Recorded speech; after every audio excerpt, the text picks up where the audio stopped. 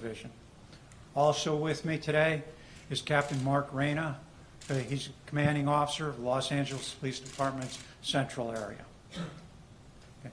We're here today to announce the arrest of Ramon Escobar in connection with a series of violent attacks that occurred in Los Angeles and Santa Monica. We have connected Ramon Escobar to 7 attacks in the 2 cities. In 3 of those assaults, 2 in Los Angeles and 1 in Santa Monica, the victims died as a result of injuries sustained during the violent attacks by Ramon Escobar. As you are aware, on Sunday, September 16th, Robbery Homicide Division began an investigation into the attempted murder of 3 homeless men as they slept on the sidewalk in different areas off Flower Street in downtown Los Angeles. On Thursday, September 20th, Santa Monica Police Department began an investigation into the murder of Stephen Cruz, who was assaulted while sleeping beneath the Santa Monica Pier.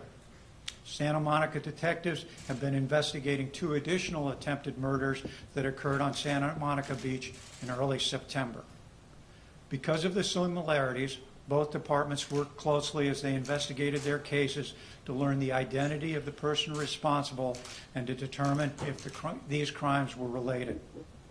I might add at this point that the cooperation, exchange of information, and the collaborative work done between the 2 agencies was a critical component in the resolution of this case. On Monday, September 24th, at approximately 7 a.m., a male was violently attacked in the area of 7th and Broadway in the city of Santa Monica. An astute Santa Monica Uniformed Police Services officer checking the area around the crime scene observed Ramon Escobar walking on the street. That Santa Monica public service officer noticed Ramon Escobar's distinctive gait and recognized that his physical features and clothing resembled that of the suspect pictured in the crime alert we released at last Monday's press conference. As Santa Monica homicide investigators and robbery homicide division detectives have been working diligently since Escobar's arrest to identify evidence related to the crimes. A search warrant was served on Ramon Escobar's car today. I can disclose that during that search we recovered a wooden baseball bat believed to be the weapon in the 2 murders and attempt murder that occurred September 16th in Los Angeles. Yesterday, while processing the Santa Monica crime scene, a set of bolt cutters was recovered. Those bolt cutters are believed to be the weapon used in the September 24th attack in Santa Monica. Escobar's car, along with the other items, are currently being processed for forensic evidence. As of late last night, we have been in contact with the Houston, Texas Police Department's homicide investigators. They have expressed that Ramon Escobar is a person of interest in the late August disappearance of his 2 relatives, Dina and Rogelio Escobar. Based on the evidence obtained in this case, robbery homicide detectives and Santa Monica homicide detectives will present 4 attempt murder investigations and 3 murder investigations to the Los Angeles District Attorney's Office tomorrow morning for filing considerations. Ramon Escobar is currently being held without bail and will be arraigned tomorrow in Division 30 of the Los Angeles Superior Court. At this point in time, I'm going to ask Captain and Shirley to come forward and speak to the crimes in Santa Monica. After that, we'll come back and we'll be happy to answer questions specific to the crimes in each of our cities. Thank you.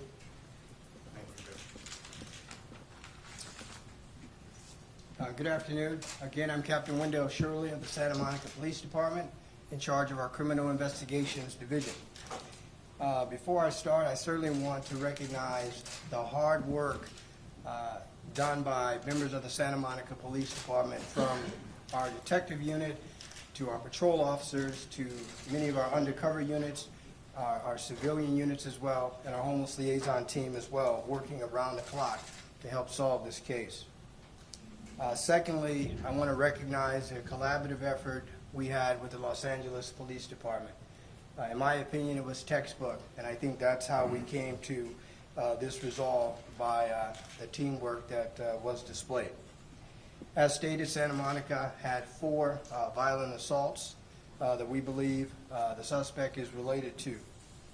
September 8th, a Saturday morning at approximately 6:45 a.m., a person was sleeping on the beach and was violently assaulted, suffered blunt force trauma to his head. He was hospitalized and has since been released, but had no recollection of the incident. September 10th, in the same general area, 1800 block of the beach in our city, another person was sleeping on the beach and violently assaulted in a similar fashion. He is currently, he remains in a coma. September 20th, underneath our pier, a victim was violently assaulted and ultimately murdered. Mr. Stephen Cruz from San Gabriel Valley, and his injuries were similar to the injuries that occurred on September 8th and September 10th. September 24th, yesterday, another victim we had at 7th in Colorado in our city.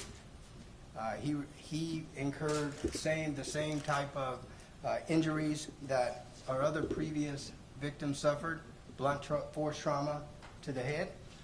He is currently in a coma. We believe that the suspect in custody today is responsible for all 4 of those incidents. As stated, we'll be seeking filing considerations for 1 count of murder and 3 counts of attempted murder in our city. I will say this, I believe that based on the collaborative work by the Santa Monica Police Department and the Los Angeles Police Department, coupled with each agency getting the critical information down to the people that do the work, the patrol officers, our civilian and sworn, is how we were able to capture this suspect.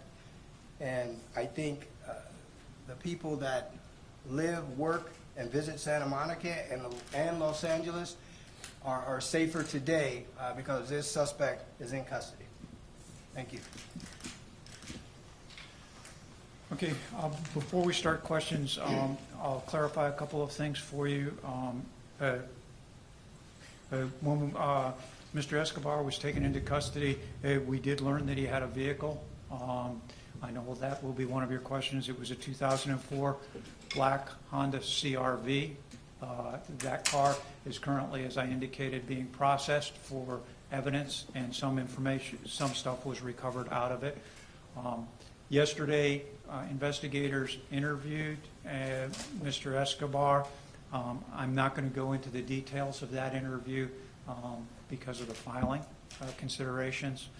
And as I said, it will be a total of 4 attempt murders and 3 murders that we'll be presenting to the district attorney's office. For Los Angeles, Kelvin Williams, 59 years of age, is deceased, as well as Brandon Rideout, 24 years of age. Mr. Williams was at the 5th and Flower location, and Mr. Rideout was at the Wilshire and Flowers location. At this point in time, I'll take questions. Captain, do you have any indication as to why he went after homeless people, or if he had some sort of animus toward this group? It does not appear that it was directed at any specific group. I think it was a crime of opportunity, and as I stated in the previous press conference, it appears that, the motive in most of these cases was robbery. Although they were homeless individuals, he appears to have been homeless himself, and that it looks like he was attempting to gain funds or something from them. Have you guys been able to put together a timeline, like when he got to Yes. LA and all that? Can Yes. you kind of walk me through that? Yes. As is indicated on August 26th and 28th, his 2 relatives disappeared in Houston. Investigators, because as Mr. Escobar lived with those 2 individuals, believe him to be a person of interest. They interviewed him on August 30th, and shortly after that, it appears that he fled the state of Texas. From what we can gather, he traveled to the Interstate 10 to Los Angeles, and what we know now is that he arrived in Los Angeles on September 5th. So his crimes began shortly thereafter his arrival. And Do you know about his mental health? His mental health. A family member mentioned that he had been off his meds and believe that played a part. Do you know anything about that? I'm not going to speak to that at this point in time. Obviously, they're violent crimes, and I would say that nobody in their right mind would do something as vicious as this, but it still doesn't take the criminal culpability away from it. So I'm not going to speak to that, and we'll go from there. Any idea why he came to LA? No, I don't. And does he have a prior criminal record? Yes, he does. He has criminal records. It looks like he spent 5 years in prison from 1995 to 2000 in Texas for some type of burglary. I haven't been able to confirm that yet. In November of 2017, he was arrested for an assault, and in February of 2018, he was arrested for criminal trespass. It also indicates that he was a previously deported felon. I don't know what the specifics of that are, but I do know that that was the case. I believe you had a question over here. Yeah, no, I was just trying to focus on the whys. Did he say anything on the interviews at all? As I said, he has spoken to us. I'm not going to get into the particulars of it because that goes to the filings. But as I did indicate earlier, it does appear robbery was a particular part of the motive. You mentioned a pair of bolt cutters as well, so he used those as well as the baseball bats? It appears so. That the two weapons that we recovered thus far were a baseball bat that was in the car, and as I said, a set of bolt cutters that were at the crime scene that appear. Obviously, we have to do forensics on that to determine whether they're connected, but it does appear that those are the weapons. For clarification, bolt cutters were found yesterday. Yes, sir. Yes, ma'am, I'm sorry. They were found in the Santa Monica crime scene. And then another clarification, you said he's a felon in Texas? You said, I didn't hear that part. You mentioned He was arrested for felony crimes in Texas. And you said previously deported felon, so Correct. he's not a U.S. citizen. Apparently, it looks like he applied for asylum and may have been granted, but we're still trying to verify that. Did you know what country he's from? El Salvador. Okay. Captain, were all the victims in Los Angeles, Skid Row area African American? They were not in Skid Row area. Let me clarify that. They were along Flower, or at Wilshire and 5th Street. Yes, in this case, in Los Angeles, all three were black males. So hate crimes never came into consideration, sir? It doesn't appear that way because if you take a look at the totality of his victims, they're of different nationalities or ethnicities. And so, as I indicated earlier, and believe me, it's still preliminary. We've been working this for a week, and Santa Monica a little bit longer, but we've been working this together, and we just were able to identify him yesterday. So what we're looking at is a very short time crunch between yesterday morning and today to try and put things together. Excuse me. So we're not exactly sure, but it doesn't look like he targeted any specific individuals. I'm sorry, I can't hear a couple of you. Let me take hers and then yours, Claudia, and then we'll call it quits after that. So just quickly, I know it was at your first press conference, but given the information that has happened since, would it be fair to describe him as a serial killer? We're looking at that. Obviously, the criteria for a serial killer is 3 or more victims. Obviously, we have 3 victims at this point in time, and there are 2 that are in critical condition that we don't know their particular status. But he is a violent predator, and I'll leave it at that. What do you think of this? What do you think of somebody assaulting homeless people? I'm sorry? I said, what do you think of all this, somebody assaulting homeless people? I don't know that there's a real answer to that question. I mean, it's a violent predator. He's preying on innocent people. In particular, in most of these cases, our victims were asleep, and he went up and did it.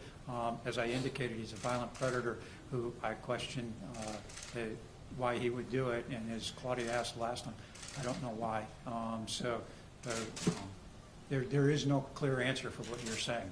He's a violent predator. The condition of the surviving LA victim, is he clinging to life? He's in critical condition on life support. Okay. One last question. Without giving away the story, if you could shed some light on what links these 7 incidents apart from the MO? There's forensic evidence. Forensic evidence, video in some cases, has been actual evidence that we've recovered or that's currently being examined forensically that links him to each of the scenes. I think you want to talk about what That's he not- said. I think you want to talk about what he said, but did he make any incriminating statements? I'm not going to answer that, Claudia. We're done. Thank you very much. Appreciate it. Do you have verification on the victims' names? You said Calvin Williams,